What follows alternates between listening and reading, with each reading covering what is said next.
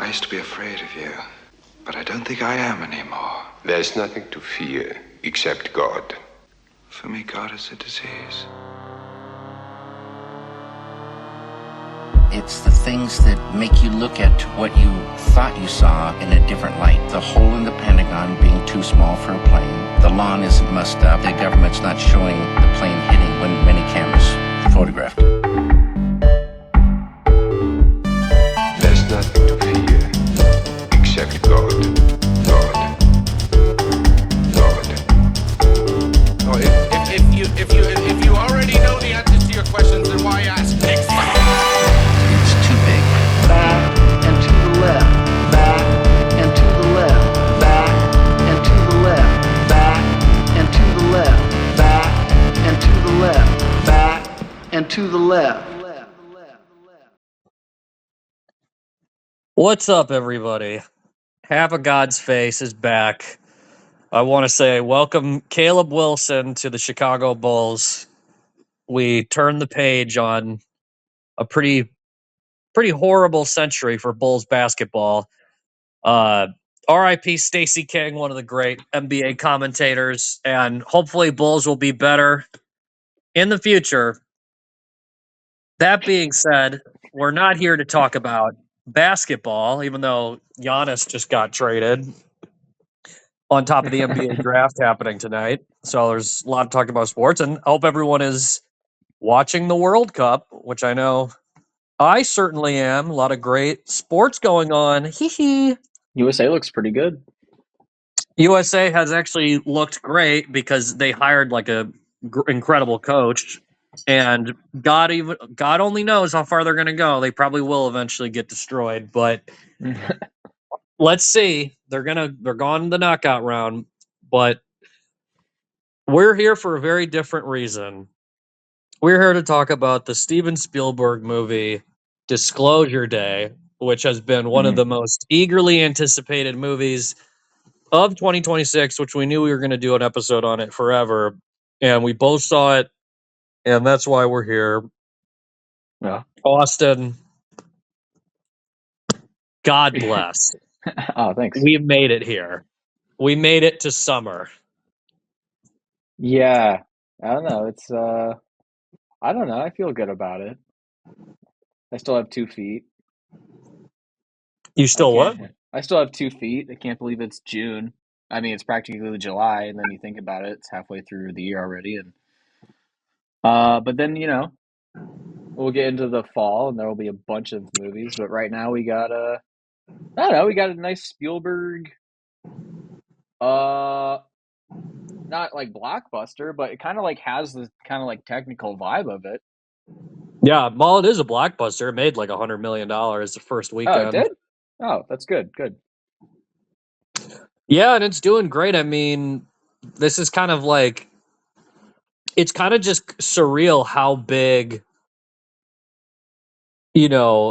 how big these like box office hits have been. And then this is all before, between Obsession, Backrooms, and now Disclosure Day. Like, and then we're gonna get The Odyssey, which is gonna be a huge hit. It's like one of the biggest years for movies in like forever. That's true. I forgot about The Odyssey. Even but though we yeah, just talked about it. no, yeah, I mean, I have kind of a mixed. I don't know. Nolan is just one of those guys who I think is a little bit. He's definitely on the overrated side. Like he's kind of like the metaphor like from Interstellar. Like he really is kind of like a black hole in the sense of like he just everything kind of revolves around him, and I think it's a little extra. I mean, he's done some stuff that's like exceptional, but I don't know if he's ever made like a masterpiece, for instance, just to be. I don't know if he really. But then again, I do think his movies will be watched for years, so I'm not necessarily critical. I mean, his floor is still pretty good movies, I would say. Oh yeah. But I don't really know what to expect from the Odyssey. We'll do an episode on it just because everyone's going to see it, but I don't know what to expect. But I was definitely really looking forward to Disclosure Day just because I feel like I've kind of gone Like, I mean, this is really the only. I mean, it's hard to even know where to start with this film because it's kind of chaotic and people are all over the place the way they're reacting to this. I've literally seen the full gamut. I've seen or like the full range of reactions, you know, of Yeah. people saying it's incredible, people hating it, and then there really is like a there really is like a conspiracy theory side to it of people that are also reacting in really extreme ways to it. So it's all over the place the way people are reacting, and it's Spielberg who is one of the most famous people in the world. So there's just all this Yes. baggage, and I've gone.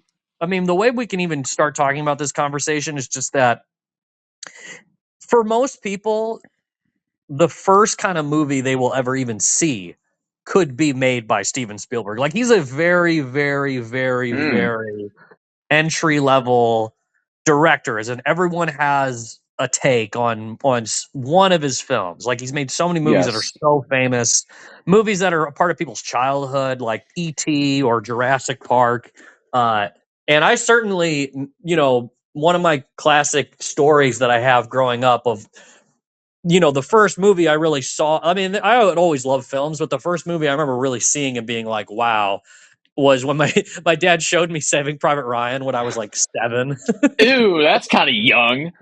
It was extremely young That's a for that, little young. but I remember being just like, you know, blown away by the film. And so I've had a relationship with Steven Spielberg forever. And then yeah, I remember seeing Munich when it came out, like not in the theater, but you know, on DVD. Yeah. And so I was really young. And so I kind of had him in my consciousness for so long that I I don't even know if I was like really ever like, oh, I love Steven Spielberg. It's always like he's such a big name. You're kind of just like, I feel like he's such a large name that you can't even like access like what he like stylistically what he's doing. Sure. Like, is he like, let's say like worth the hype and all this stuff. So there was a period when I went to college where I was kind of like, okay, and I do think he's missed. To be completely frank, I mean, I haven't rewatched every single one of his movies the last couple of years, but I do Right. think he has like missed, and I do think he is a little bit. I almost want to say exploitative. Like he's Oh. obviously a talented filmmaker, but like, you know, something like Schindler's List has had a lot of uh it's had a lot of kind of a diversity of reactions to it as well. And I don't really even hear people mentioning that as his best film super consistently these days, just because it's so like emotionally heavy. But I think at the time people were like, you can't depict the Holocaust in a movie. Like there was kind of a knee jerk, like, you Yeah. can't do it. And just kind of like this emotional thing of really making people like it's just a lot, you know. And I think people even said that about Saving Private Ryan in like a different way, which I think is even there's even less of a real criticism there, just because it's like obviously people make war movies. But point I'm making is like I don't really have a problem with people criticizing like different aspects of Spielberg as a person, Spielberg's like career and stuff. But I kind of just was like on the downswing in college. But really, once after we were in college together, I remember I forget which one was the first one I saw, but there definitely was a moment around either 2022 or 2023 where it was like, you know, you kind of just have this vibe as you go through this life where you go, huh, I saw this movie when I was a kid. I should rewatch it or something like Minority Report, right? Mm, Or Artificial Intelligence. yes.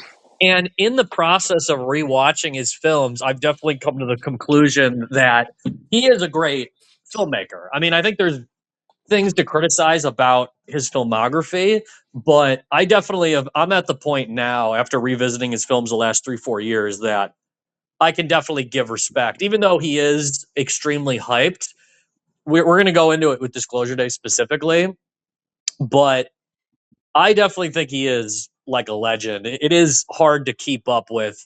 I mean, it's just so many great films, you know, like across his entire career. And you know, I'm not gonna sit here and say every single one is amazing, but he's definitely, you know, a legend. And kind of by definition, you know, getting into like Disclosure Day, which I loved, it really is kind of like when you see some like a figure like Steven Spielberg, they preserve techniques that are long gone in film. So a really good example of this. So this is a very long-winded like point, I guess, but Straub Hule or like Pedro Costa had they have this very specific sense of taste of what filmmakers they love. And there's this thing that they do where they love all these filmmakers that started in the silent era that got all the way up until the sound era. So that's, Dreyer, Ozu, Mitsuguchi, like those type of people. And then it goes into, Bresson and Rossellini. And there's something about when you see those Fritz Lang, Ernst Lubitsch, like all these names of essentially classic cinema, a lot of them classic Hollywood. Jean Renoir did the Rules of the Game and all this. And when you see these filmmakers and you watch one of their movies, you go, okay, this is amazing. But then what you realize is if you watch 10 of their movies, you barely have scratched the surface of their whole filmography. It's like so endless. Every single guy, every one of those filmmakers I just listed.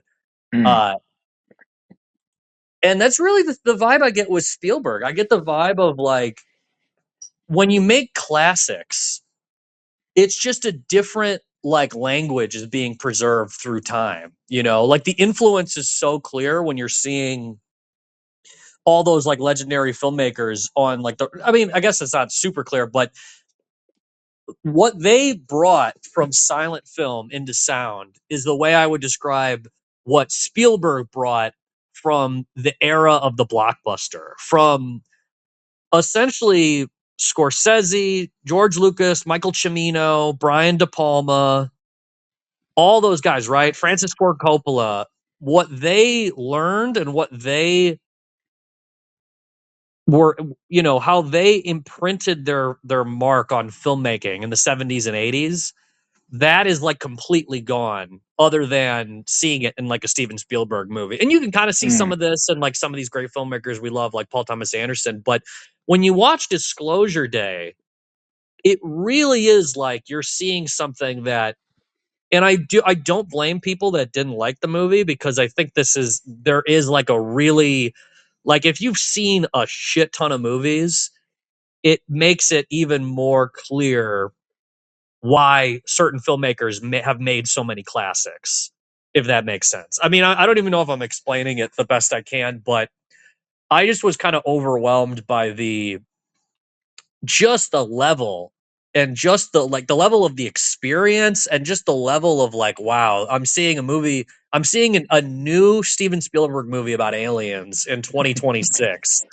And the lighting and the camera motion and the performances and the way that the narrative was communicated, and the fact it's a blockbuster film, I'm seeing it in IMAX, and it's incredibly watchable, incredibly enjoyable, yet the plot is almost like abstract. I was just sitting there like, it's a master filmmaker. Yeah. I mean, there's no way around it.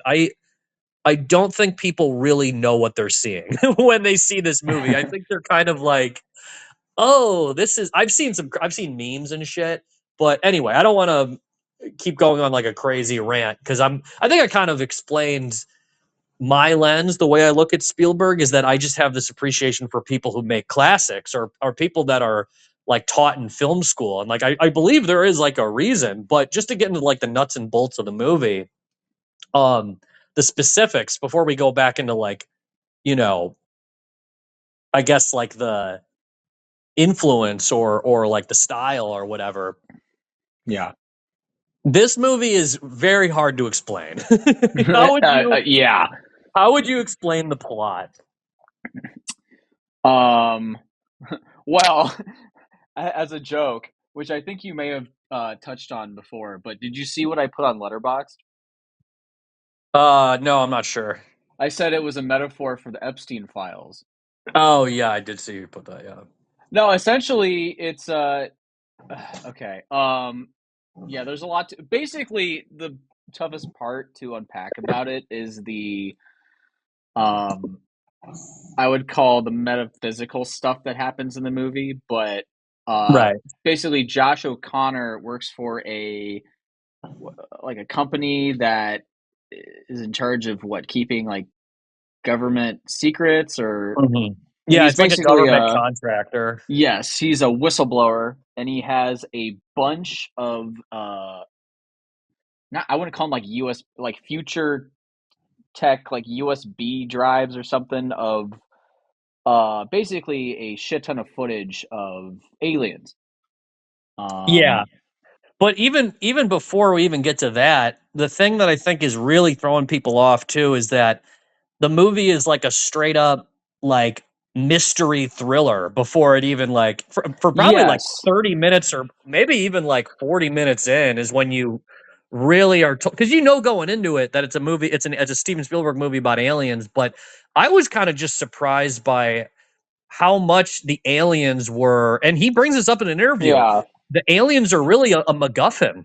It's like his like Hitchcock, another example of Yes. these classic filmmakers that I'm talking about, right? These filmmakers that they do things that are lost, and that is 100% something that is lost from contemporary filmmakers is the notion of the MacGuffin, the Yeah. notion that you have a plot device that's almost a misdirect and you think the movie is going Mm. to be like it's a Hitchcock movie and you think it's going to be about spies, but in fact it's like a love story. It's like that, or it's about the emotions of the characters. And this movie is like the perfect example of that, where I think if you're going into it really wanting a movie about aliens, you're almost frustrated how little it had like there's any aliens in it. There's no like UFOs. You know what I mean? Like there's Sure. no UFOs, there's no aliens in the plot other than the knowledge of them exists. And then there's alien tech, which is also really pissing people off because it like kind of gives people like all these different like abilities. But no, you're right, because it basically starts with Josh O'Connor on the run, and Well, it's this yeah, crazy. I was going to say the pacing of the beginning of the movie feels like the middle of another movie. Yeah, exactly. Yeah, and And it's yeah. he's at a professional wrestling thing, and you're like, what is this What scene? the Y- I wrote in my notes, what WTF is this opening? Yeah, He's at no, like a semi-pro wrestler or pro wrestling event, and it's like, why is he here? And then the bad guys are behind him, and they're like, "Give us your bag, dude." And you're like, "What?" yeah, he has this handoff immediately, and then you're immediately confronted with Colin Firth as like the villain, and Mm, you're like, who is this guy, and like, who are these people? And it's just essentially you're just thrown into like a genre movie immediately. There's no time to like breathe. You're immediately like in a thriller, and then yes. he kind of breaks out this alien tech. You don't really know what it is. You think it's like a bomb or something, and Colin Firth is like, "Here's your girlfriend. We've like kicked her ass," and she's I like, forgot. yeah, she's like has like a bloody like eye or something, and then he's like, "Get away from me! I have this thing." And you think it's like a bomb, so he manages to get away, and it's just how the movie starts, where you're like, "I had no idea that this movie was going to be this quick off the bat, like a thriller," you know. And then it cuts to this Emily Blunt character who's like a weather lady, and Mm, it's basically cutting between those two living their lives and getting involved in this like really complex but also really abstract plot. And then Colin Firth is kind of trying to track him down. And then there's some notion of that, okay, there's going to be this woman, blah, blah, blah. So it kind of starts as like this. So, one of the best Steven Spielberg films is Minority Report. And okay.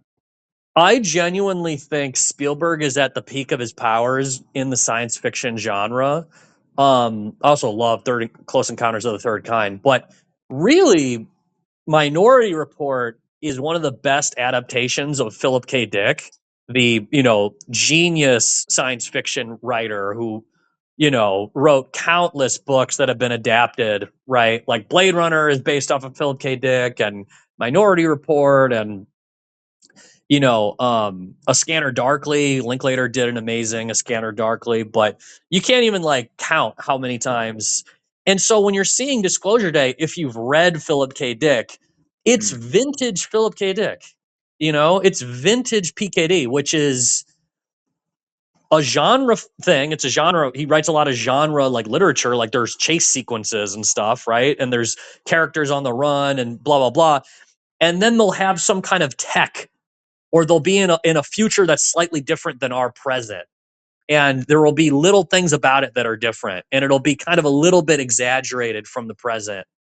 And he'll kind of invent these scenarios that come up, and they're almost he kind of creates these like paradoxical scenes where, like in A Scanner Darkly, one of the great images of that, both the movie and the book, both are masterpieces.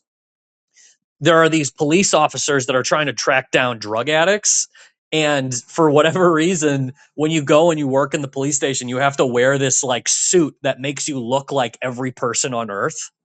Okay. You wear this suit, and it flashes across your face every version of a person's face. So in the Hmm. movie, you literally see like this weird like shape shifting thing, and they're all the cops in the precinct are wearing these weird suits. So it's stuff like that, right? But then the movie is extremely pertinent to the present day, but whether that be the 70s when Philip K. Dick published the novel, or today, because the movies, the text is essentially about drug addiction. That's like the main point. It's not really, it's science fiction and it's set in the future, but it's mostly about drug addicts. So that's Hmm. almost how I explain Disclosure Day, that it's like kind of like a misdirect that, which is, I think, one of the big reasons people are like absolutely hate the movie. So the really hard thing to explain about the plot, I think the whistleblower is way easier to explain, just because it's kind of a vintage, again, like I was saying with like these master filmmakers, you're back in a situation you've been in 100 times watching a Steven Spielberg movie, like a guy is trying to get away. I mean, again, it does really feel like Minority Report. Like it is like a science fiction thriller, like chase sequences, Josh O'Connor. The part of the movie that is way more difficult to explain is Emily Blunt, who, by the way, to me gives the greatest performance I've seen of her career so far. She's doing a lot. Her performance is insane because the Yeah, there's like character, performances with inside the performance. yeah. So basically, she's like a weather woman, and then like a red bird, like a cardinal, comes in through her window when she's talking to her boyfriend. And she just looks at it and starts sobbing. And She I was looks at like, it and what doesn't is doesn't going she on? start speaking like Russian or something? Yeah, she starts speaking Russian to her boyfriend. He's like, "Yeah, can we like talk about how you're like speaking Russian right now?" And she's like, "Nope, I gotta go to work. Sorry, like bye." And he's like, "Okay." Yeah, and so she'll like start speaking another language, and there's no explanation for how that's happening. And also in the context of the film, you're kind of just like, how does this have anything to do with like UFOs and Yes. aliens? Like, because just going in, you're like, oh, this is what this is going to be about, and then it almost seemingly like isn't. And then and again, it's also kind of like, I don't want to say like a cliche because that sounds derogatory, but it's like a scenario we've seen in films before where a person starts speaking gibberish, and then a person that they're talking to looks at them to go, You're speaking Russian. What are you doing?" And then they go, "I don't know what you're talking about." You just get gaslit. So it's like a cliche because it's been, it's a formula. It's a version of a scene that's been done before. But like I'm talking about with Spielberg, what makes him such a great filmmaker is he is like a conventional filmmaker. Like he is the conventional guy. Like he really is going to work with something like a cliche, like something you've seen before, but in that sense you're able to still follow it, if that makes sense. So even though it's confusing, I still feel like the movie was just crazy accessible because he's so talented with how he's juggling all these different narratives together, and how, even though you're kind of getting introduced to all these different elements, you Yeah. really are just kind of swept up in it in an emotional way. And that's why I love the film, is that it really is, it shreds any idea of logic pretty early, because Emily Blunt, you're just like, okay, this is absolutely insane. She goes to work, she gets pulled over by a cop, she seems to know everything about the cop's life. Speaking of that, there was Yeah. definitely like Hitchcock psycho cop with the shades in that scene. I don't know if you thought Oh that when you yeah. watched the film. I was like thinking, okay, this is very, Yeah. It's kind of like I forget that Al Pacino movie when he's like the devil and he can like just get inside people's heads. Oh yeah, is But it the you're devil? gonna kind of explain, yeah, like what she's doing. Well, yeah, because that's the thing about the movie is you go, what is her like vibe? She can like so she's able to look someone in the eyes and like know who they are is what you start figuring out, but it's like not even obvious that that's what's happening. She's just having all these like crazy encounters and then the cop lets her off. She goes to the where she has to do the weather and she starts just talking to a Korean guy in Korean. And it's really one of the funniest things about the movie that I'm like kind of shocked no one's like brought it up. I've not seen one person bring it up in reviews or no one, I Oh. haven't talked to anyone about this, is that it's like one of the plot points that's like in the background is that we're about to go to like nuclear war Yes. with North Korea. So as the movie progresses, you start to realize that this like like this news channel station she works for are like in particular they're covering the news of America and North Korea's like relationship breaking down. So that's the reason this Korean guy is even in the studio in the first place is that he's supposedly there to talk about like a conflict that's about to break out. And there are like these like lines that kind of come up which are very contemporary and do seem to have some sort of connection to Spielberg making a comment on the contemporary world, whether that be like the conflict with Russia and Ukraine is kind of to me in like the consciousness of this film, especially coming from Spielberg who survived the Cold War, right? And Mm, now that he's like an old man, he's like, Jesus Christ, Russia is still like America and Russia still have this like tension, kind yeah, of for sure. which I thought that was all. Which again, I haven't even seen Spielberg like really make like a movie set in like a contemporary time in a while either. And so that was the other thing I really you know loved is that it kind of does become like a societal Oh yeah. critique or almost like a satire. But no, getting down to it, she goes on the air and she starts doing the clicking thing, like the alien Oh clicking yeah. sounds and it goes like viral is what they say and then Josh O'Connor hears about it and there's a whole you learn there's a whole group of defectors that are trying to help Josh O'Connor get these alien files out to the world and he tells his girlfriend about it and his girlfriend is like you're going to disrupt everything, this is going to be absolutely insane if you're going to tell people about it. And she doesn't really know what to think about it. I don't know if she's like super Yeah. convinced by what she saw. I think she's just kind of like okay, I still don't understand why we're like on the run.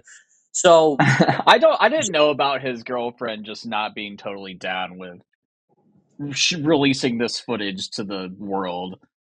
yeah, she was a Like if little bit somebody showed me skeptical. that, I would have been like, yeah, you need to do that right now. Like I wouldn't Yeah, be like, oh, this is going to I don't this is going to change how people think about the universe. no, and I definitely it is part of like the larger conversation that I think the movie is like engaging with where it almost like I'm saying with dealing with cliches, there's this aspect of Spielberg's language where he's dealing with forms Mm. and dialogue that is accessible, like it's like something that's in the conversation. Like if you're going to make a movie about aliens being revealed to the public, you're going to have a scene where someone says, but this is going to change everything. And Sure. it kind of sounds like fake, right? It sounds like I could see someone being cynical about that as far as like you shouldn't do that. But my perspective on it is very purely just acknowledging that this is like what Spielberg is, and this is the kind of movie that you're going to see. And that's also why I do think it is like an instant classic. This is a movie that people will see. It'll be one of the first movies they ever see that they are like, whoa, I saw a science fiction film. Like there's going to be like 10-year-olds that see this movie and it'll be the first Spielberg movie they ever see. And that's almost like where my mind went with some of this, right? That if me and you and everyone that sees Spielberg movies had never seen a Spielberg movie, had never even seen a movie, this film would Mm. probably even still have a different vibe to it because we're in this kind of postmodern world. Obviously, Spielberg made films like in what would be considered the postmodern era. I mean, I know film is different than like literature, but the sincerity of Spielberg and like the conventional approach of Spielberg, I think people can kind of just roll their eyes to it. And especially in 2026, I think it's like even easier.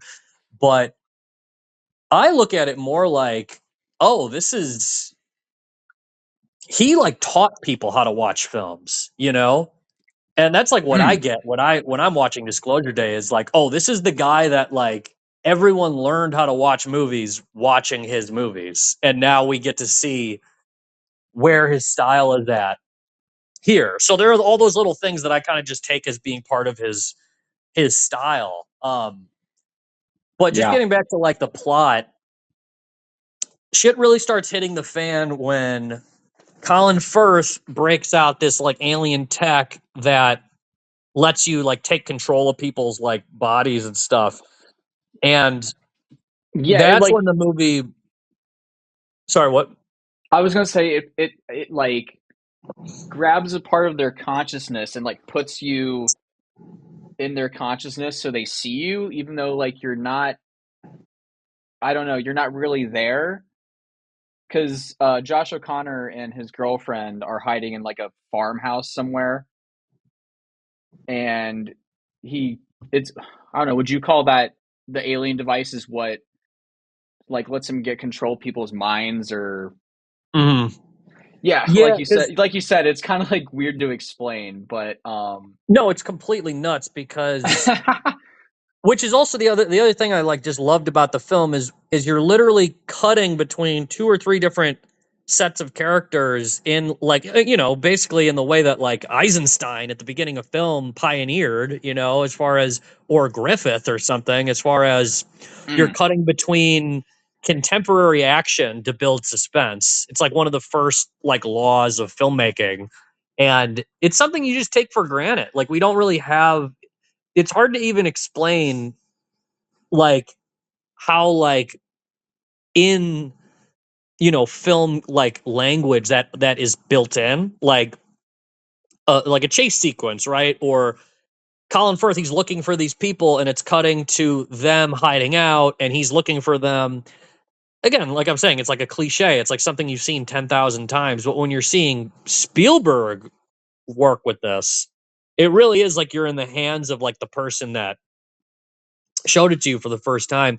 And the fact that the alien tech is so bizarre and it kind of lets you do these crazy things, to me, it amplified the emotion of mm. the film. The fact that it is so illogical, like the plot points are so spectacularly spiritual and like they're literally like Mm. PKD, Philip K. Dick Glad you said devices. Like that. they're like Yeah. they're like metaphors for whatever, right? They're MacGuffins, they're devices. It's fake because the movie's fake. It's an artifice so that we can have this larger conversation, but also so you can get closer to emotions, which are not like these logical things. It's not like this, the easiest thing in the world to explain even how the characters are feeling in the film. And there are so many incredible moments of emotion that are really hard to even process how they got there.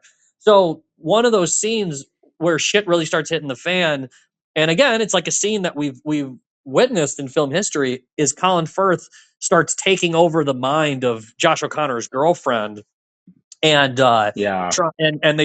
they try to figure out where they're hiding, blah blah blah. You kind of Very know how this reminiscent to you ever see Scanners? the David Cronenberg, Yeah. yeah, a while ago. That reminded me a lot of that with like everyone's eye color changing and shit. Yeah, it's like the eye colors and these like close-ups, and they're just these great. I And really also like enjoyed. while Colin Firth is doing that, he's like losing like part of his health. Yeah, yeah, exactly. That it's also dangerous to use like the alien tech. Is they kind of explained it to him, and there are little other bits of the plot where they say, that this government, and this is a whole like larger conversation, but I will say there are a lot of things about the movie that are also really embedded in like UFO alien lore as well. Like if Mm. you listen to Spielberg talking about this film, he's just fully like, yeah, no, I mean a lot of this is like pulled from his like what he would call like documentary type research. You Yeah. know, like Close Encounters of the Third Kind, one of the legendary stories about that film is the French guy, right? Played by Truffaut, legendary French Yeah. director, that he's portraying Jacques Vallée, who is like a legendary ufologist who had studied like, crashes for like decades, right? Hmm. And so there's a lot of that. And like, for instance, when Josh O'Connor is showing his girlfriend the footage for the first time, he's showing her footage of Richard Nixon showing Jackie Gleason alien bodies. And I'm bringing that up because that's like a mythic, that's like a myth. That's like something that is in the consciousness. Have you heard of that Right. before? I didn't hear about it with Nixon. I thought I heard about it with like Carter, but I mean No, that's him very as similar well. time. Him as well. No, Jimmy Carter saw a UFO when he was, I think, the governor of Michigan or something, or no, Oh, not okay. Michigan. I thought it was like when he was way younger than that. Okay, that's interesting.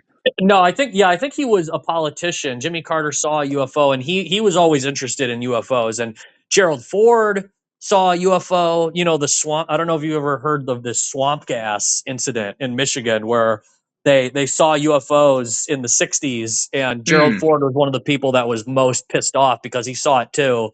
And they had this guy, Dr. Hynek, who has a cameo in Close Encounters of the Third Kind, who was one of the people that the U.S. government hired to like quote unquote to denounce this or find an explanation that wasn't like what the people saw. And he Yeah. came up with this notorious bad explanation of it was swamp gas.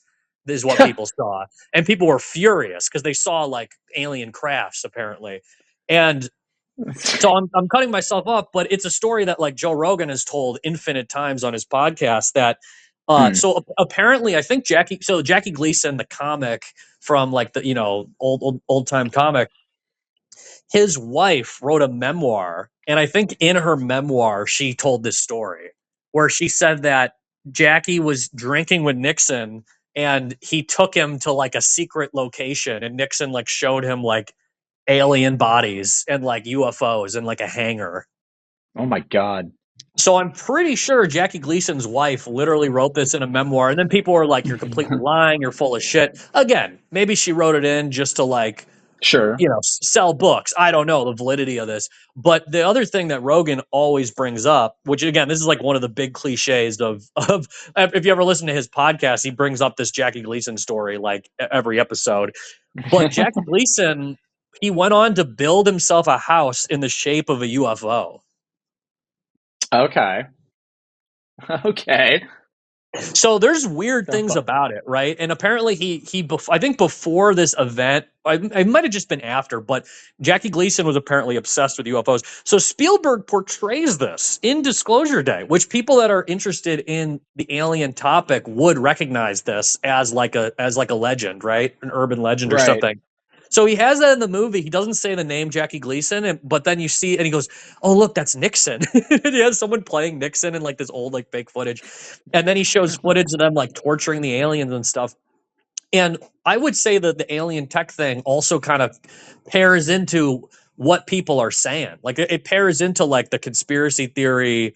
The conspiracy theorist. I mean, I don't like that term because, like, it's kind of belittling this. But let's just say Sure. what witnesses have said, and what Hmm. you hear with Ingo Swann, or the men who stare at goats. Right. This whole remote viewing thing has started to be connected in with aliens because there's this whole idea that the aliens fly their ships with like their brains, right?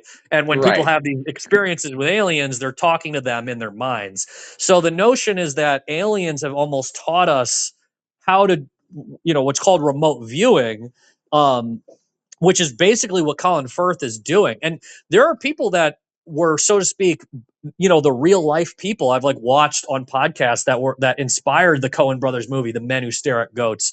And they were I saw one of them, these guys, one of these remote viewers, he was asked point blank, like, yeah, that's the whole point of the movie is that they make like a goat's like heart explode and it dies. Like, did that actually happen? And they're like, yeah. And then the podcaster's like, okay, but doesn't that mean you could just make anyone die with your brain? He's like, yeah, pretty much.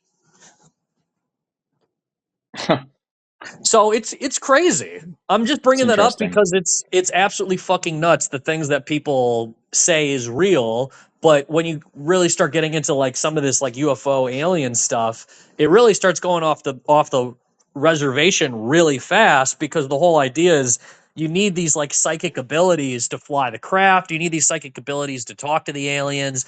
And also, like I brought up, Ingo Swann was like a famous remote viewer from like the 70s, and apparently he remote viewed the dark side of the moon. It's all those kind of stories, right? You can remote view and find where all the alien bases are on the planet.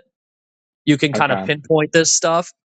So that's really what the Colin Firth stuff is. And it's also this like black budget, kind of top secret tech that like they would never tell us they have, that he Right. has.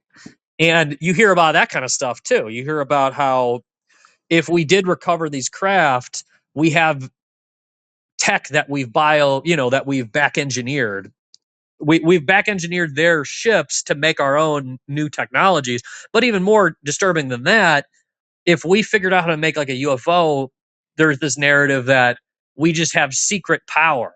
Like there's just infinite energy that they're not letting the public have, is another narrative of this like whole disclosure conversation.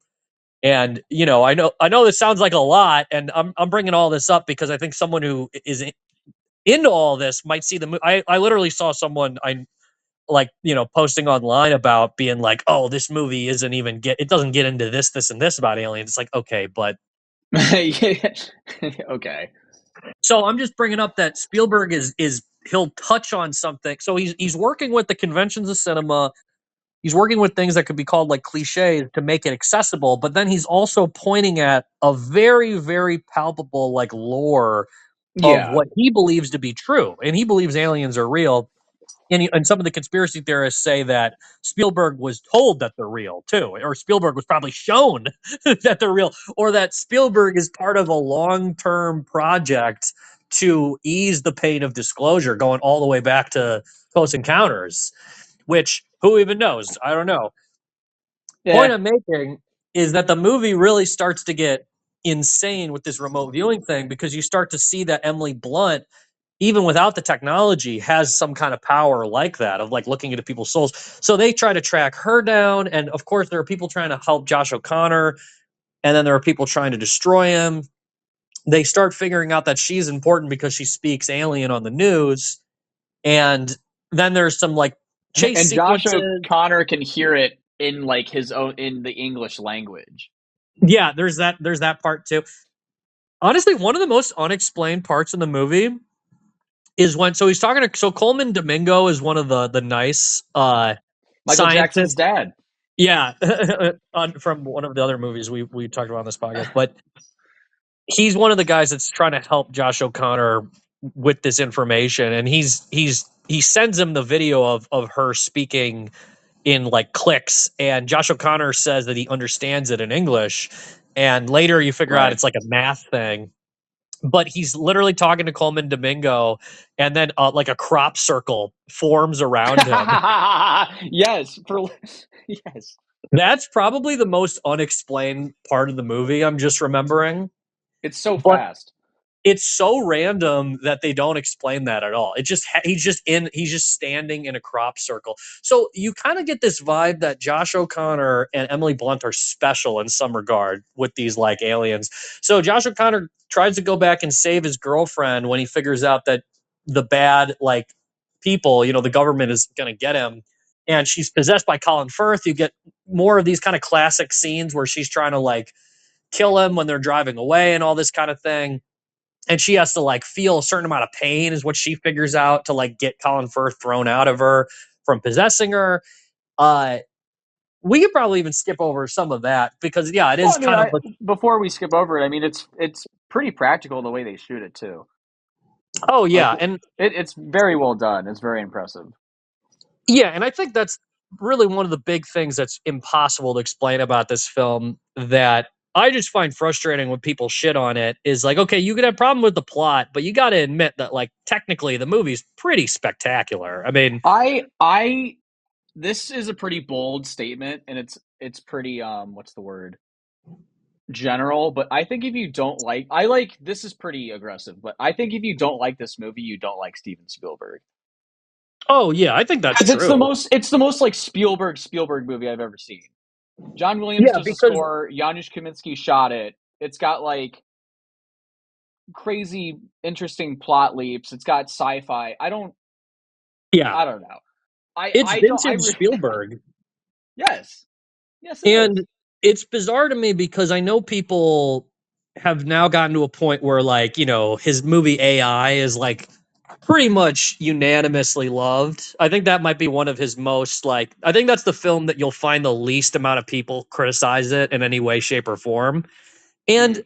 I got huge AI vibes from this film. Like, this film like it felt like Minority Report and his artificial intelligence film kind of mixed together.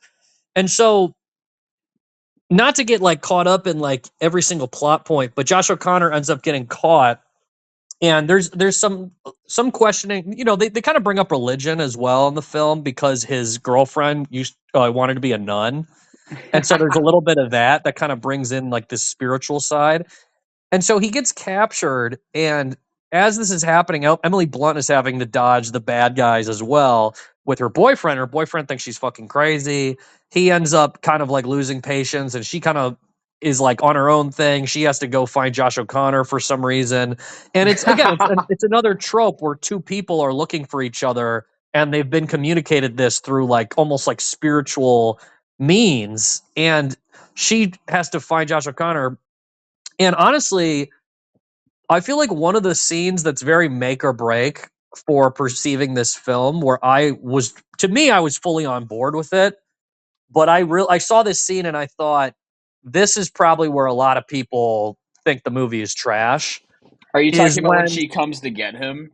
Yeah, so she Okay. figures out where Josh O'Connor is being held, and she just walks into like a secure facility, and she looks everyone in the eyes, and they basically see like their dead relatives or people they're in It's love with. great. And It's like actors for like a split second who are in the movie, you never see them again, just random people that they got to just stand there, like yeah, practically. And they're interpreting Emily Blunt, who's communicating to them like something that their dead relatives want to communicate to them beyond death. And yeah, and then the music is it's like 7 or 8 people, yeah, and then the like music back to is back to back. swelling, and it's like completely like, okay, so Emily Blunt has superpowers kind of moment where you're like, okay, if she can do this, then what's even the Right. plot of this movie? If the whole point of the movie is like, and I get that frustration that you're watching a movie and you think, damn, this is kind of a plot cheat code.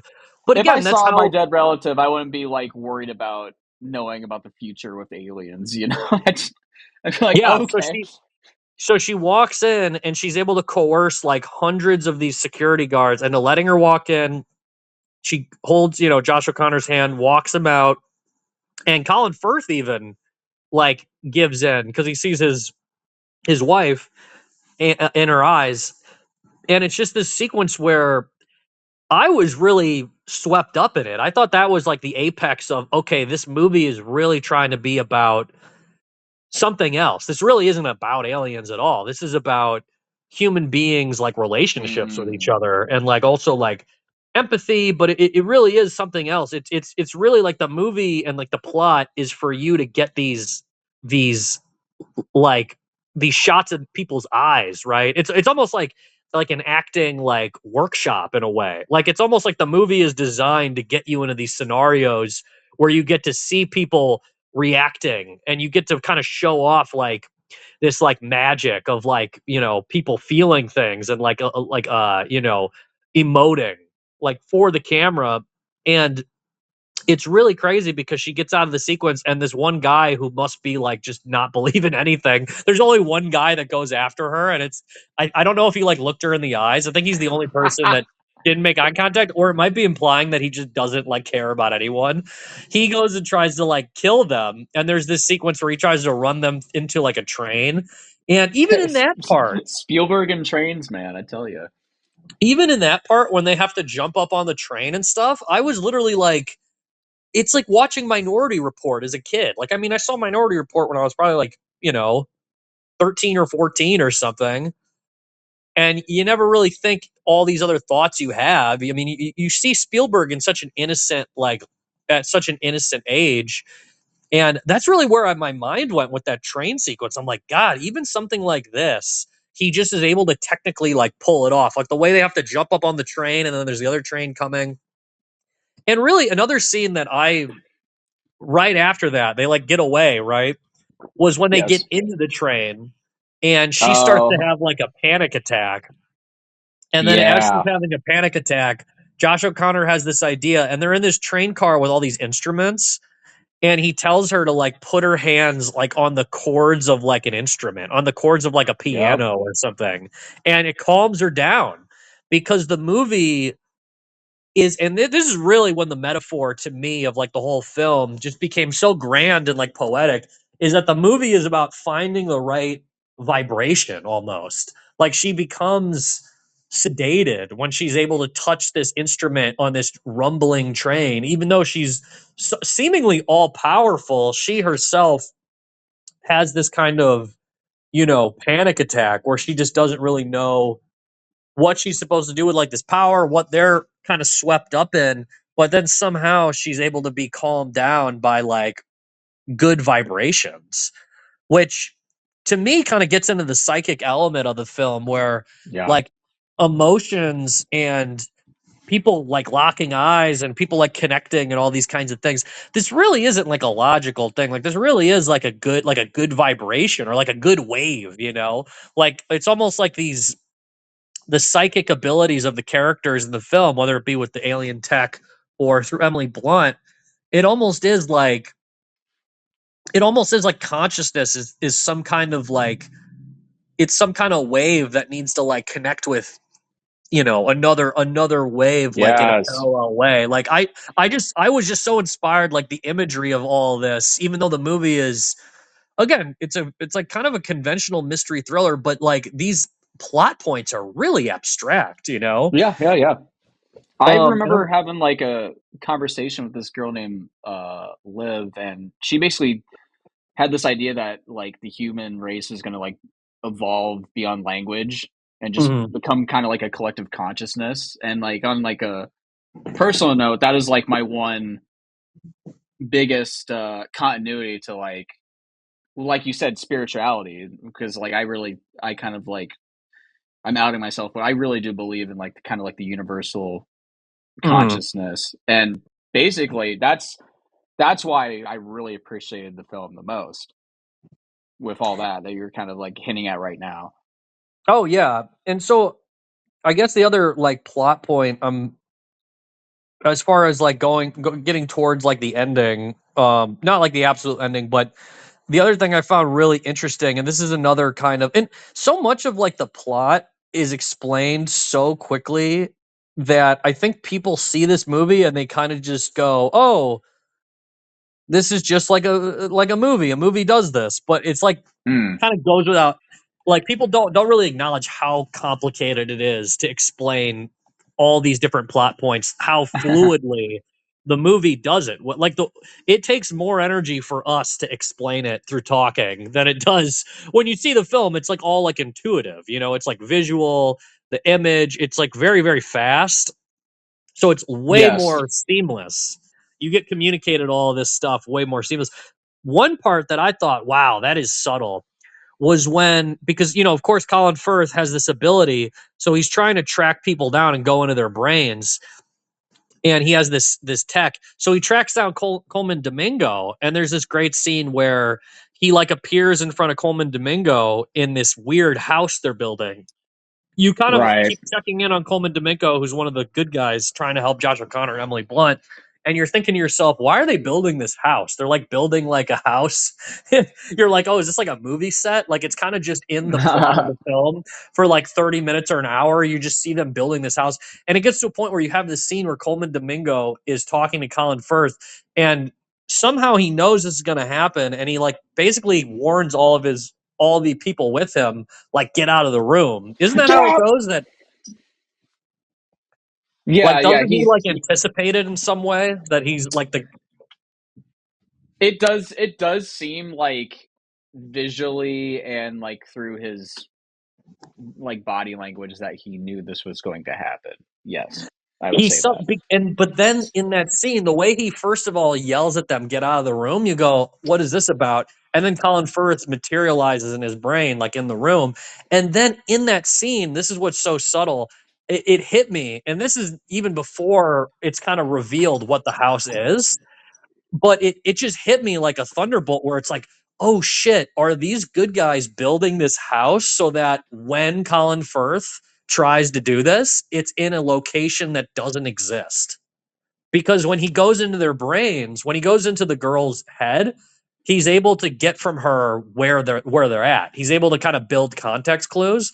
But if the good guys, Ah, if Coleman Domingo is literally building a set of something that doesn't exist, then that just huh. isn't like even. And then why I started thinking that is that Coleman Domingo is talking to him, and then his friend, his coworkers or the other people that are defecting from this company, they walk in, and he goes, "Get out, get out!" And he sees them, and Colin Firth. It cuts to Colin Firth, and he goes, "Oh, I got two more." Just by seeing the other two people that like defected with him, he's able to figure out like where they are. Yeah. But he wasn't able to do that because of like the setting they're on. And I was like, this is just one of those things that like how many filmmakers would be able to like communicate this without any of this being said?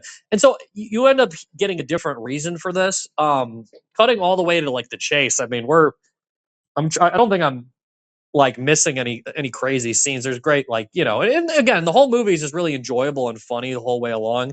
But when Emily Blunt and Josh O'Connor finally link up with Coleman Domingo, is where there's another kind of leap in the plot that I thought was interesting, but also maybe not necessarily spelled out like literally, but you kind of like interpret it. First thing that is literal is that Emily Blunt sees this house and she says that, oh, this is like my childhood house.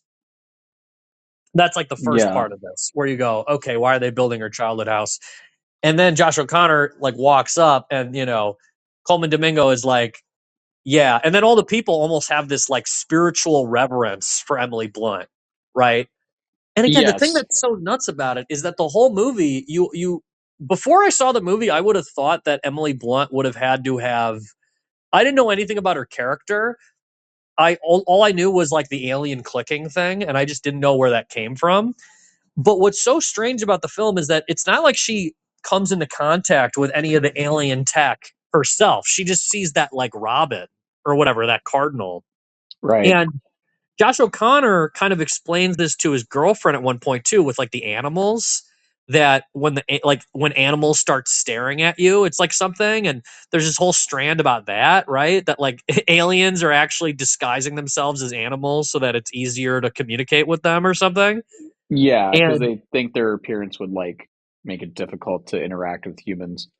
yeah, and so Josh O'Connor explains. He at one point he has a conversation with Emily Blunt where he's like, "Did you see a cardinal? Is that what? Is that when it all started for you? Is that where you got your psychic abilities?" And she's like, "Yeah, it was a cardinal." She starts like freaking out.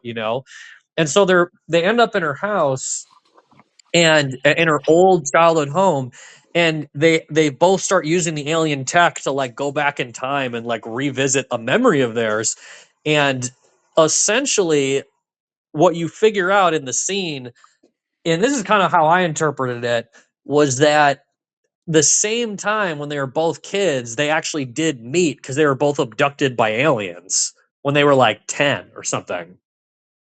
Right. And then that's how they got like their abilities. Like Josh O'Connor is like brilliant with like math and stuff. And then she has this kind of psychic power that comes out of nowhere.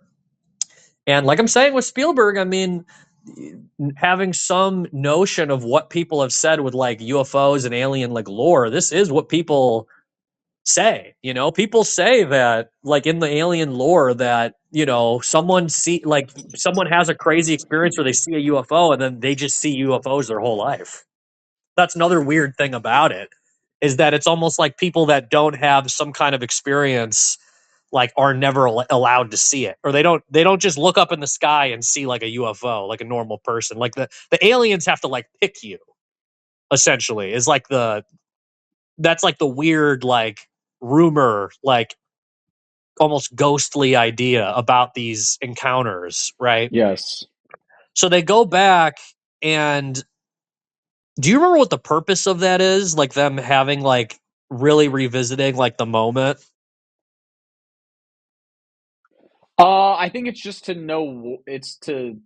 Um, it's to provide an answer as to why they're experiencing what they are, like why they are here, what Hmm. is their purpose in having these powers. And I loved like, oh my god, some of the imagery and like just the way like the swelling of the music and these elaborate camera movements and all these chase sequences lead you to this almost like transcendent experience where it's like this little girl walking through the snow like with these animals, right? And it's just, it doesn't even feel real. It feels like a dream. And Yes. then you have this almost like dream sequence of sorts of them being abducted, and it is almost a little dark because it's like they look like, you know, deer, and then they become like these gray aliens, and you're like, oh Jesus. And I think it is kind of implied that the aliens might have like done like surgery on them or like implanted something in them. Hmm.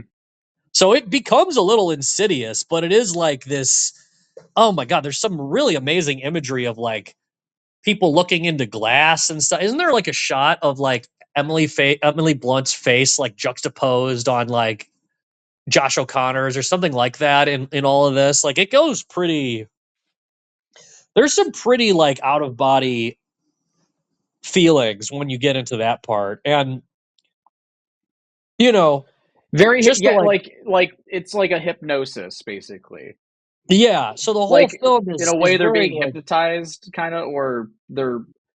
I guess like the idea of the hypnosis is to like put them into the like basically relive the memory almost like completely mhm. viscerally. I guess. Yeah, it's it becomes like oh god, it almost like somebody's gonna hate me for saying this, but like it almost becomes like kind of like Tarkovsky like Yeah, yeah, there, it because gets it's just really it's artistic. it's like why is there snow in the like why Yeah. was why like why is do you have walking through snow like bare feet, you know? It's interesting. Yeah, She's and like a like we're saying, child and she's walking with deer in the snow. I was like, huh. yeah, and I'm still struggling to even remember exactly why they had to relive this memory, but along, you know, just getting to like I guess the end of the film or towards the end, it's just there's so much even happening. Like even explaining it all is just is confusing, but it's just such a accessible film. Like it comes across like way more smooth than I'm even explaining it. But so Colin Firth tracks them down because he had entered Coleman Domingo's brain. He saw the two people enter the room. And there's a sequence which I've also seen people hate where Emily Blunt has to hold the device and make like this entire house invisible Oh for yeah. them to, for them to all escape. And again, it's a similar thing where people are just like, okay, you They're just right. have a It's the device. house is invisible, and the fucking bad guys are doofuses, and they're running into the invisible house and going, "Ah!" and like falling Yeah. over. Which again, I didn't have a problem with it just because I thought it was pretty much what I was expecting from the film. I was expecting kind of Steven Spielberg like esque scenes, like Yeah, things that are like that. It's like, you know, he's the inventor of really like the film language that people understand, and like that just seemed like a scene that I've gotten to an age where I don't see I don't watch a scene in a movie and say, oh, I've seen that 1,000 times before, or this is bad. I more get to the point of I feel like I've seen this before, and I can't quite place where I've seen it before, but this is clearly something that's been this is something that should like exist, you know? Like cuz it is a cliche like someone holds it like a, sounds like the plot of the movie. yeah, it is Kind kind of of like a what the cliche for characters are dealing with. Like, yeah. Cuz just having like a device that makes everyone invisible and then all the people have to like run out.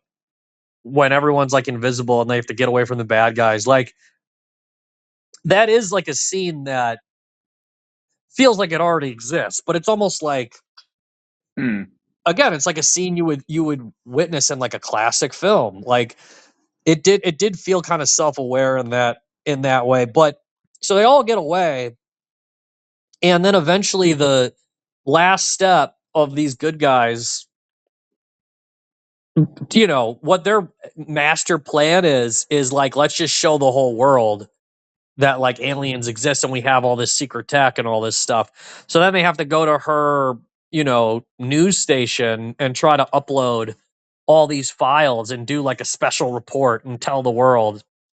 So really the concluding scene is them trying to pull off telling the world that like aliens exist. And And then, and Coleman Domingo and the crew also have something that they're bringing.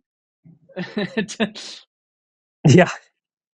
And I, so I, I, we'll get into that, but I completely called that watching it. I was like, I know exactly what's about to happen, and I'm completely on board.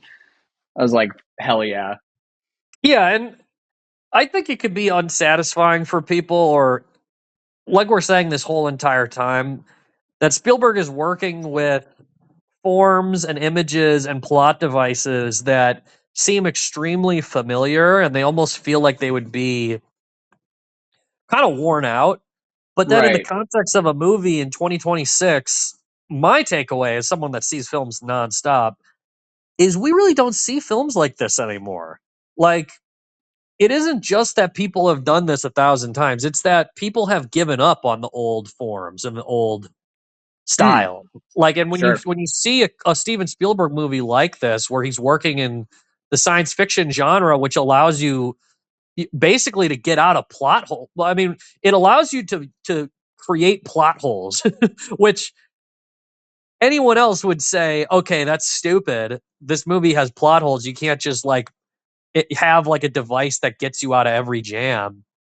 But the way that the movie ends with them trying to tell the world about aliens and Colin Firth and everyone shows up, they destroy the power, and then Emily Blunt uses the device to turn the power back on. And And then he's just like Colin First, basically just let him do it. yeah, And it the ends bad with guy's like, you're not gonna stop them, and they're like, and they just like walk away. But I feel like Colin Firth like secretly like like after he saw his dead wife, like actually was like just completely given up on his original motivation. Like I feel like he was almost yeah, just like this is what he also wanted. Because I mean, he is by the end of the movie, he's like sitting there watching the broadcast that they're doing with all the footage, and he's like kind of I think in my memory he's smiling. It's kind of like yeah, all yeah. right, like they're doing it. Well, because that's the thing that's that is really strange about, you know, so she saves Josh O'Connor by walking into the facility and has this kind of religious, she's almost like a saint, you know. Yes. She's able to connect with people in such a way that they'll like let her do whatever she wants. And then the movie ends with them doing this epic broadcast showing all this footage of UFOs and recovered aliens, and then there's footage of Roswell and all this stuff, and it starts getting beamed like nationwide and everyone's watching it on their phones, and it interrupts coverage of this supposed like war between America and like North Korea that's like popping off, which is I also thought was hilarious. Mm. um but like I'm saying, I think my interpretation of it is not so much, oh, this is a movie where there are good guys and bad guys and the bad guys are going to try to stop the good guys, and I need, as an audience, I need like a clever way I need like a believable way for the bad guys to be stopped, right? Like, oh, the bad guys, they got shot in the face. They can't stop them anymore. Like, I understand, like, people see movies and they process films like that, but I just don't. I look at it like it really was more strange than just the movie. Because, you know, I have seen people say that the movie is just a bad script. And I just disagree with that because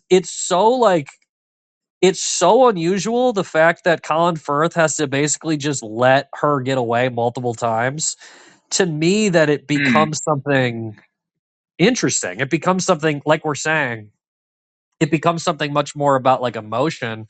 And frankly, I am surprised that more people haven't picked up on this idea either. But one of the big debates about, like, so to speak, disclosure, like I kind of wanted to do a podcast on that movie Age of Disclosure, which I saw with Nico, and which we kind of agreed was not really a good documentary. But the whole film is like basically saying that the government has, knows about aliens and all this kind of stuff, and they're going to disclose that UFOs and aliens are real, whatever. Some of that might be true. I don't know. But one of the big conversations about this term disclosure is that there are different sides within the people that have access to this information. There are the people that are the whistleblowers, like Josh O'Connor, and then there are the people like Colin Firth who don't want this shit out.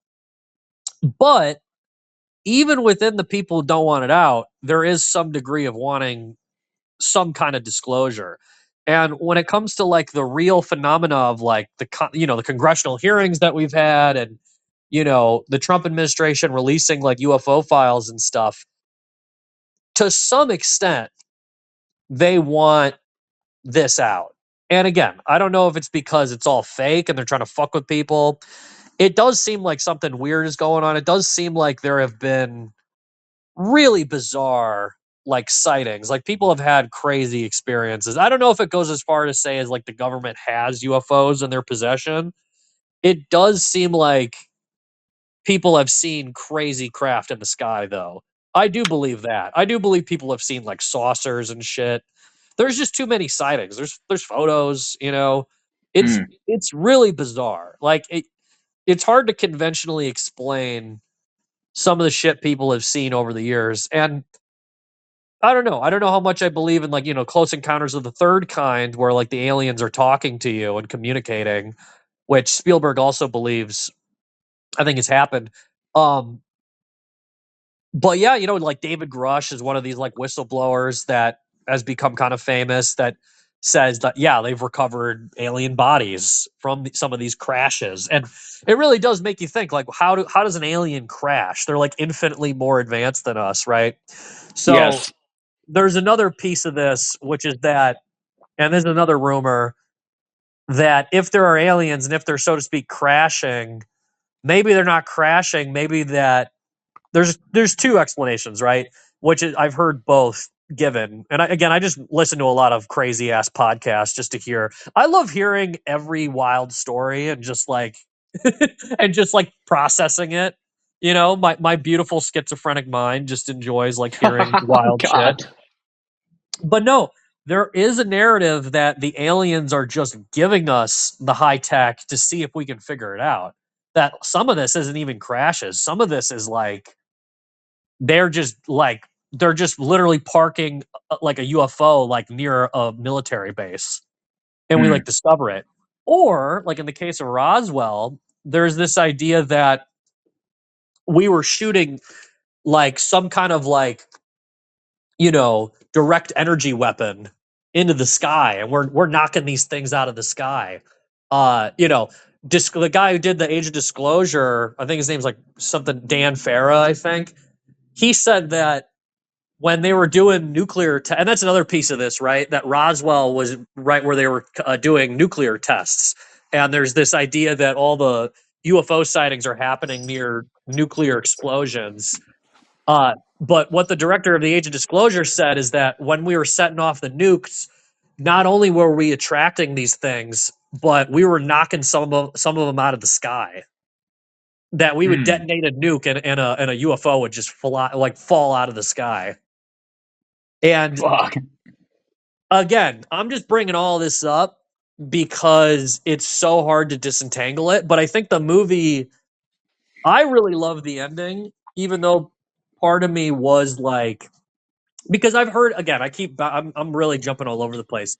Another thing I've heard someone say as a criticism of the ending was, because everyone in this world that watches movies, everyone is just a snide asshole, and they want to be smarter than everybody else, and they want to give their little one-liner about a master director that none of us will ever none of us will ever be Steven Spielberg. So there's like a level of like bitterness where people see like a legendary director and they're just like, this is actually Steven didn't think about this. It's like, okay. Or he's just better at making movies than everybody. Like, I don't know. I believe in objective reality a little bit. So I saw this review that was like one of these snide one-liners. And don't worry, it's not any of our friends. But just some random person on Letterboxd said, oh, isn't it funny that Spielberg thinks that people would like believe the news about that whole ending sequence where it's like everyone gives a shit that the news is just disclosing all this shit at the same time? And my counter to that, as my counter to all these points about the plot, right? All these kind of snide comments that people have been making about the film to not really buy into the sincerity of it or to not appreciate that it's dealing with forms that are accessible to like mass audiences. My main point is I don't really think that's the whole point of the ending. I don't think the point of the ending is, hey, look, everyone believes the news and everyone looks at this and they go, oh, hell yeah, the news is telling us the truth. I believe the news, and this is how society should work. The news should be able to tell us the truth. I really don't think that's what the point is. Like we're saying with, all these sequences of people looking into each other's eyes, of, almost like how I explained it earlier, like an acting like workshop, right? He's almost trying to set up a scenario for the actors to be in a certain context more than he is trying to, prove a literal point. And so my example of that is Spielberg isn't trying to say literally, hey, wouldn't this be awesome if the news just disclosed like 80 years of footage of aliens and everyone just believed it? I don't think that's what he's saying at all. What he wants is he wants to cut between hundreds of people looking at their phones or staring at screens with their mouths open in awe. It's like the ending of Close Encounters of the Third Kind, right? Close Encounters of the Third Kind is not an action movie about aliens where aliens are shooting lasers, right? Close Encounters of the Third Kind is a movie about people looking up the sky, lost in wonder, lost in the beauty of something that is incomprehensible and beyond their brain's capacity to understand it, something that is transcendent. So for Spielberg, he doesn't want to get to he's not trying to make a literal point. He's not trying to say, I'm literally showing you how disclosure should be done. And he believes aliens are real. The movie is not trying to say, this is how we should tell the world aliens are real. That's not what the movie's about, which I've seen a lot of people think that's what the movie's about.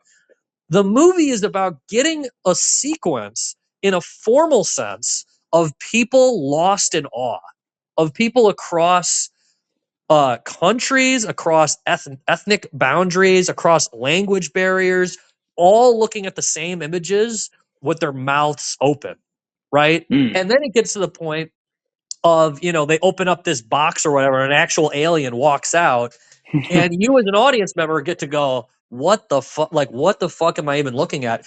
The point is not literal.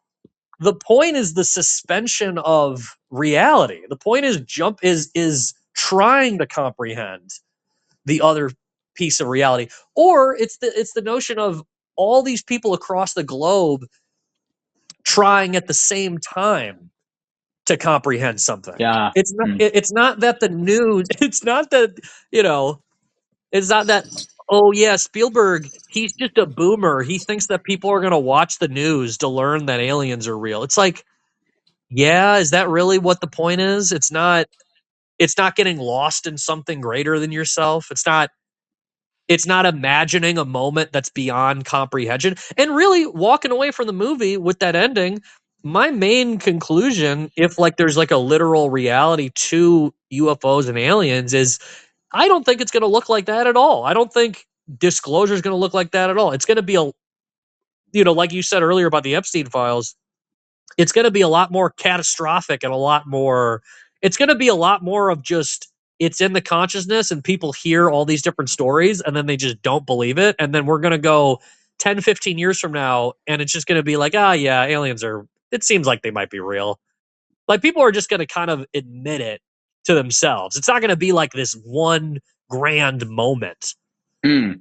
But that's the cinema of Steven Spielberg. It's a formal, it's a device. The movie itself is a vehicle for a moment, which is formally artificial. You know, this is an art, it's a movie, it's a fiction. You know, it's not supposed to be realistic. He wants to literally have something happen that will never, it's never going to happen. You're never going to have, and again, it's like kind of a cliche, you know. I think people are kind of naive thinking that Spielberg really believes this is how it's going to go. It's like, I don't think that's what he believes. Like, it's a Spielberg movie. This is a device in a Spielberg movie. The idea of people from across the world looking at their phones, looking at TVs, being told that aliens are real. That's like something that Spielberg wants to portray. And that's his art, right? There's some degree Mm. of interpretation. There's some degree of, it's not literal. It's not, he's not making a point. You know, film is not making a point. No one makes a movie to write a sentence or something. You know, I'm not gonna write a sentence and go, yeah, that's what the movie's about. We talked about this with David Lynch, and it's kind of funny talking about it with Spielberg, just because he's, you know, such a legend and he's made movies that are not nearly as abstract as like a David Lynch. But I start getting a similar kind of frustration where I'm like, okay, yeah, you don't necessarily need to love his cinema, but the idea that he's just like naive and he doesn't know what he's doing, and like you as a viewer are so much smarter than Steven Spielberg, and like a movie should be realistic and it should earn your respect because it's convincing. It's convincing that the Ah, woman yeah. it's super convincing that the woman knew how to speak Korean because the aliens abducted her. It's like, what the fuck? Like, really? This is the movie that has to be realistic? Really? So by the time you get to that last part and they bring out the alien and He's everyone's looking at old. this stuff, yeah, the movie is about people's eyes. It's about people's mouths being agape. It's about giving actors this this stage for their performance. And you know, it's not theater, but it's like it's like cinematic drama, you know? Mm. Like he's trying to elevate the emotions of these characters in such a way where you really forget about the logic. And you know, I loved it. I mean, I frankly think it's, you know, I right now I would say it's the best American film of the year for me, because I was really just swept up in it. I really thought it was, you know, it can't go. We've kind of touched on a lot of this already, but it's technically spectacular. And I ended up thinking it was pretty ambitious. I think it's pretty ambitious to really kind of to try to do this much and have these kinds of swells of emotions in a movie that you go into thinking it's going to be like UFOs and aliens in every single scene, and there's like Mm. there's an alien in like the last scene, you know. Yeah. And it's really just about people with the knowledge of these things and people's relationships with each other. And like that really is kind of the misdirect of the film, is it's not about aliens, it's about human beings. It's, you know, Yes. that's the ultimate MacGuffin. That's the ultimate misdirect of the film, that it's about human emotion. Mm. And no, I mean, I loved it. I think there's no way to appreciate it without getting into this kind of abstraction or this kind of discussion of beauty itself, you know, or like, you know, lights and some of the sequences where she's about to give her like address to the world, being like aliens are real, and Hmm. the light just kind of like lights up her face. Yeah. Like that kind of stuff. Like that's really what the film is. Like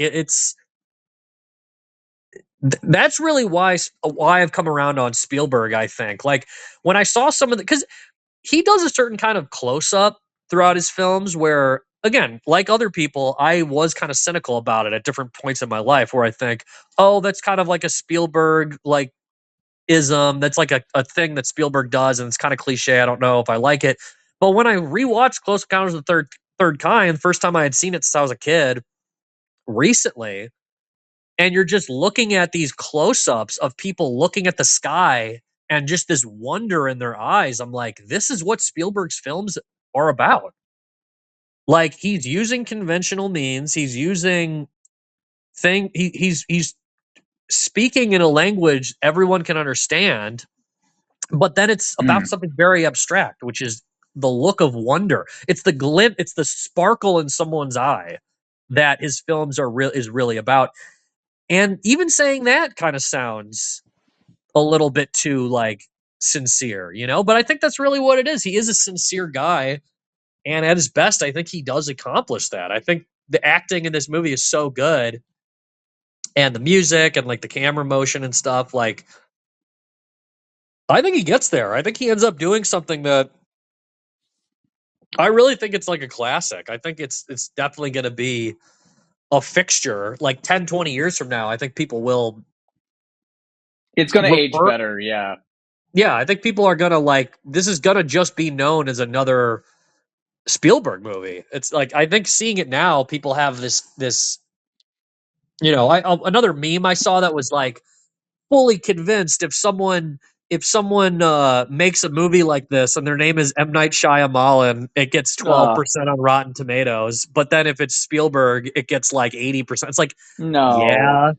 It's like, yeah, M. Night Shyamalan has any of the technical skill that Steven Spielberg has. Like, are you smoking crack? But no, people just look at movie plots and they just have this snide kind of like they just have they have these like assumptions on how a movie is supposed to work that I just don't have. I believe movies are artificial. I don't believe I need to like believe something. I don't Something doesn't need to be believable, or I don't need to be like, you know, every single like plot point doesn't need to be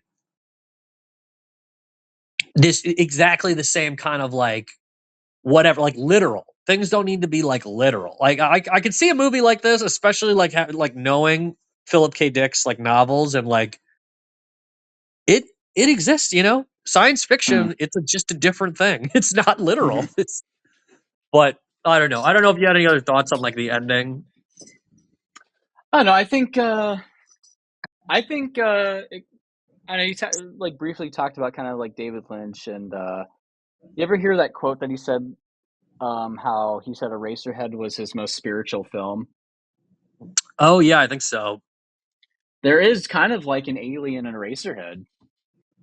Anyway, Yeah. that's not my point, but my my point is, I think I don't mean this to sound insensitive, but it's almost like I really think tackling alien or extraterrestrial is almost more spiritual than making like a religious movie, Mhm. because it does seem like the next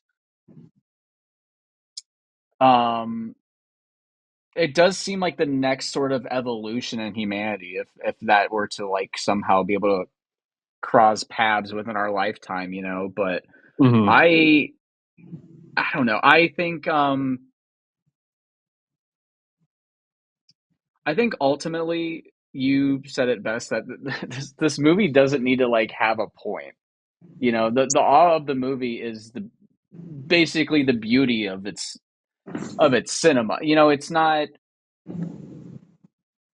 I don't know. I think, yeah, there's like maybe like weird logical things in the movie where I'm like, okay, I don't quite. But I think, yeah, I don't know. I love the idea of aliens. I love the idea of Spielberg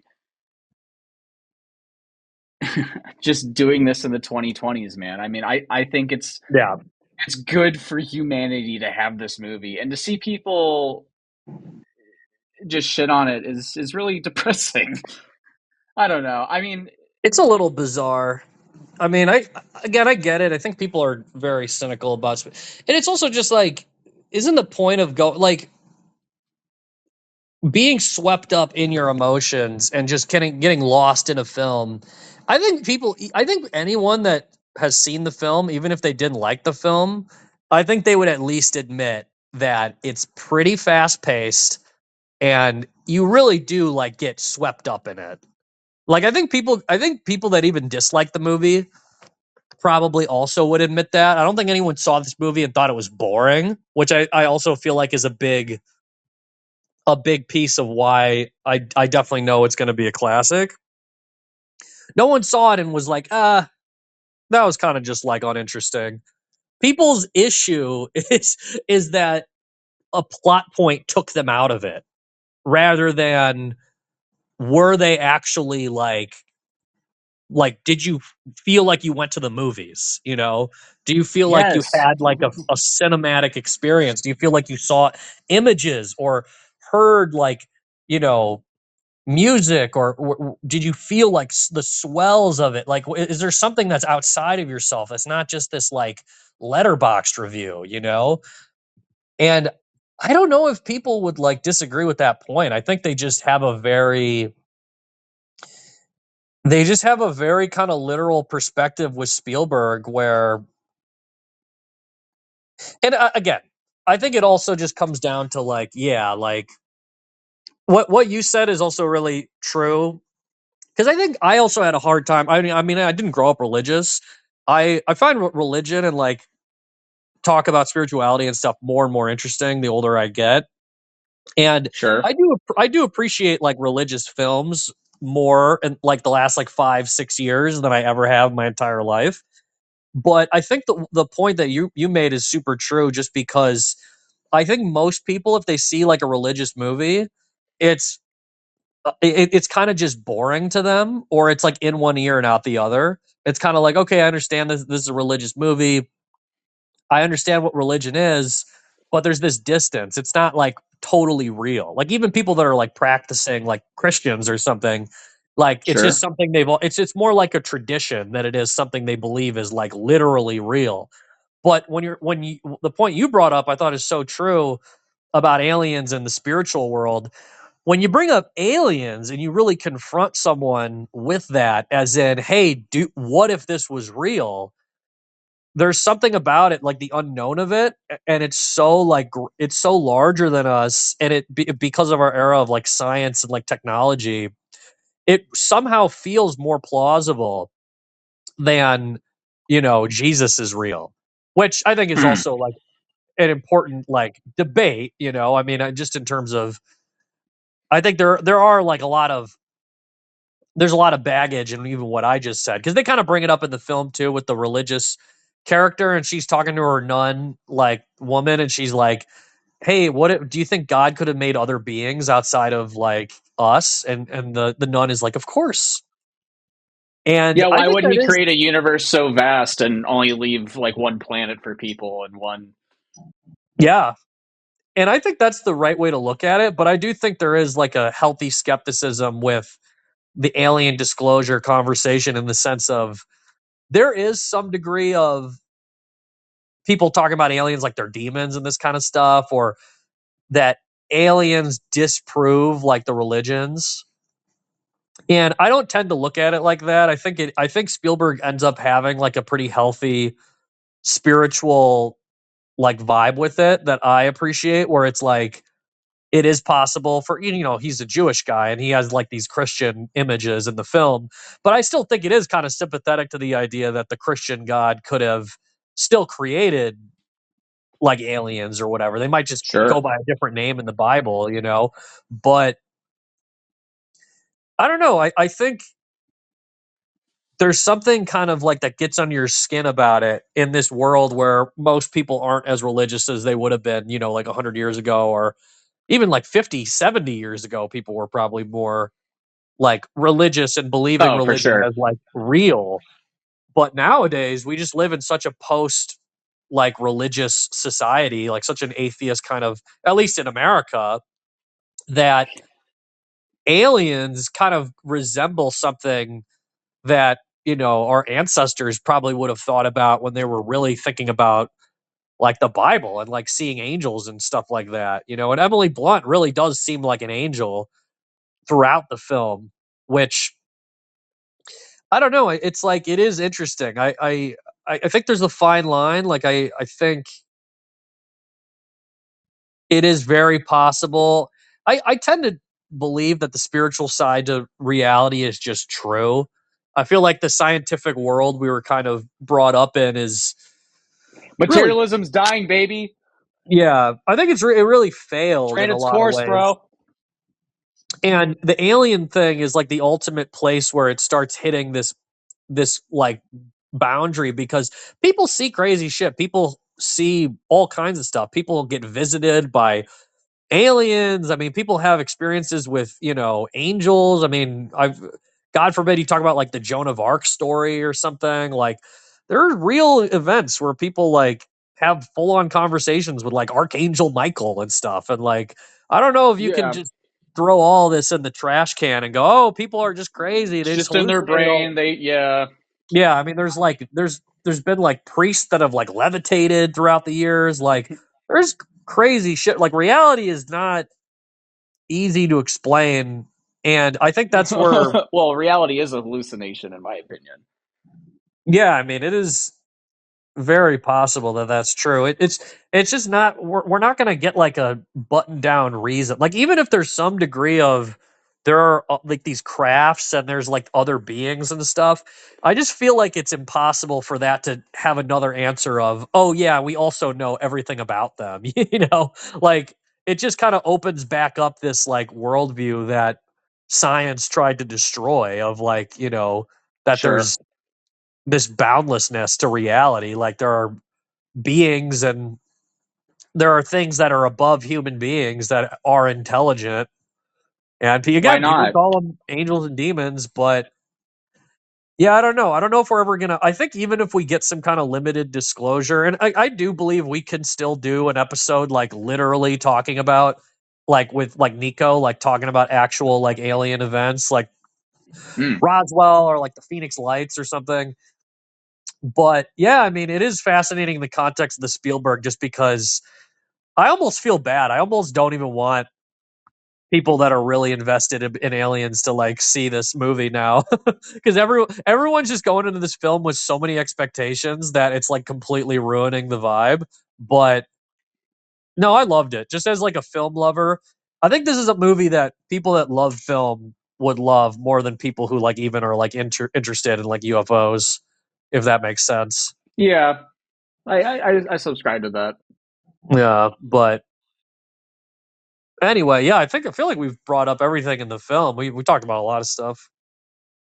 Oh, I know a person named Daniel Keller, Really? which was Josh O'Connor's, and in the movie, I looked this up. It says like his birth date on his like profile page of where he works or something. It said like 5/20/1990, which is also Josh O'Connor's real birthday. I looked that up.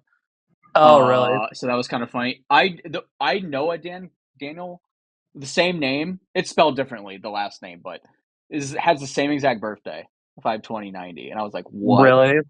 Yeah, I was That's like, all crazy. right. Yeah, that was Well, just a side clip I wanted to say because I thought that was very coincidental.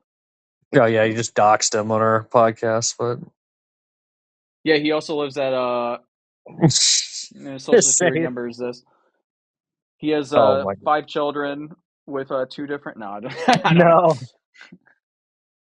Well, anyway, I feel like that's pretty much it. We'll be back with Yeah. either an episode on the Trump Butler assassination attempt, or uh, or when we do our episode on the Odyssey in July. That'd be a great double feature. Well, we wouldn't talk about them. That would never happen. We wouldn't talk about them both in the same episode. Can you imagine? Odyssey reaction plans 2-year anniversary of the. Yeah. Anyway, first 20 minutes, like just talk about Thomas Matthew Crooks for like 20 minutes, and then just cut to like, yeah. So Yeah. anyway, Christopher Nolan, huh? Right. But all right, bye everybody. Bye.